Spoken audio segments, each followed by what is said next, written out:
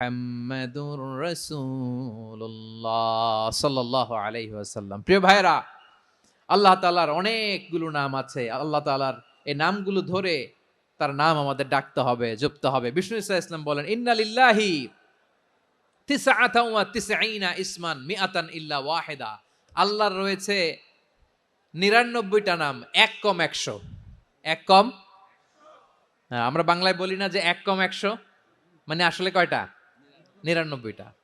বিশ্বনবী বলেন আল্লাহর ৯৯টা নাম আছে, মিআতান ইল্লা ওয়াহিদা, এক কম ১০০।